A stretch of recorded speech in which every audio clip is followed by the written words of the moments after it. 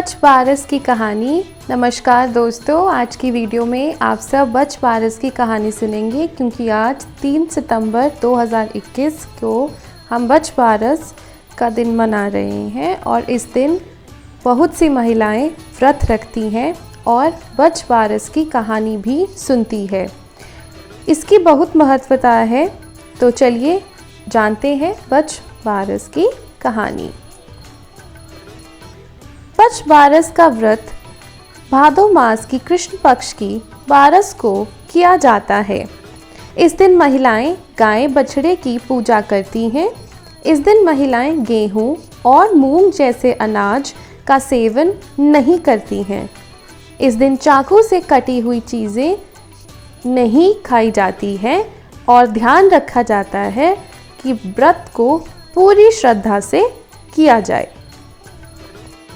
इस दिन महिलाएं केवल मक्का और चना दाल से बना हुआ खाना ही खाती हैं। यद्यपि आप यह ना ग्रहण करना चाहें तो आप आलू उबालकर दही के साथ भी खा सकते हैं, जो कि सबसे ज़्यादा सरल तरीका है। कई स्थानों पर आज के दिन माँ अपने बेटे की लंबी उम्र के लिए उसे तिलक लगाकर नारियल भी देती हैं। तो इस प्रकार यह व्रत किया जाता है। तो चलिए बच बारस की अब हम कथा सुने। कथा की महत्वता बहुत है। यद्यपि आपने व्रत रखा है तो कथा सुनना अनिवार्य है। तो चलिए जाने फिर कथा के अनुसार क्या होता है बच बारस में।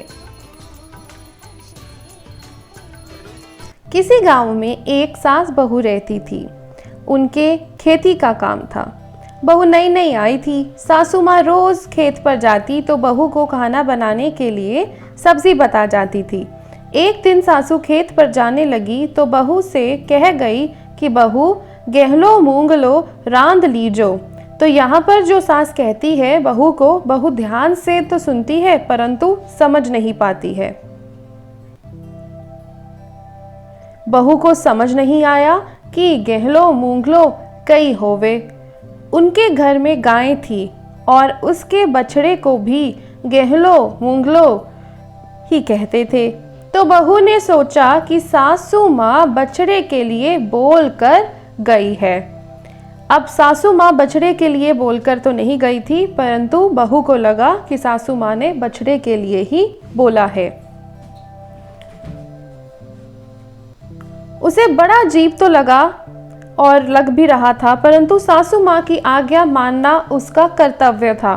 तो उसने गाय जब चरने चली गई तब पीछे से बछड़े की सब्जी बना डाली।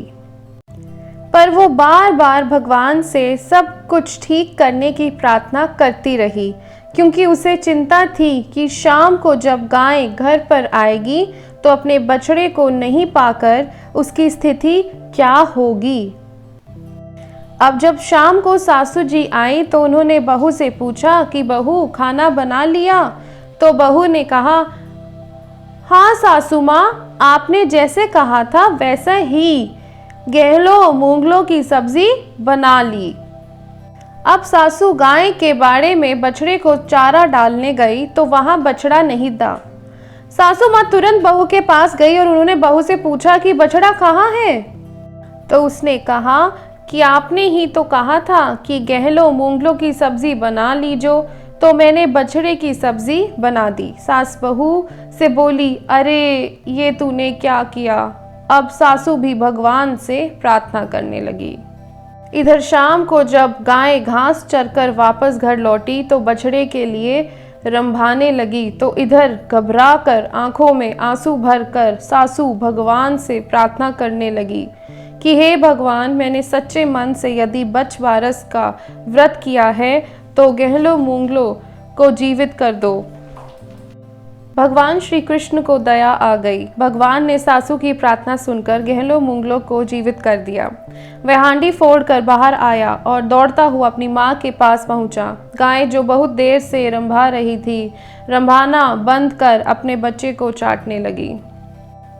अतः उस दिन के बाद से ही महिलाएं बच बारस के दिन गेहूं और मूंग का भोजन नहीं करती हैं और गायें बछड़े का पूजन करती हैं तथा शाम को गाय के आने से पहले ही भोजन करती हैं। शाम को गाय के आने के बाद भोजन नहीं करती हैं। हे भगवान, जैसे उस सासू माँ को बाद में टूटी असी सबे टूट जे, कथा अधूरी हो तो पूरी करजे और पूरी हो तो मान करजे। प्रभु जी, आप यह कथा हमारी संपूर्ण कीजिए और हमारी प्रार्थना कबूल कीजिए।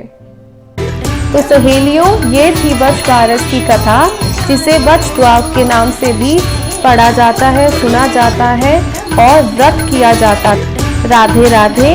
आप सबकी मनोकामना भगवान अवश्य पूरी करें।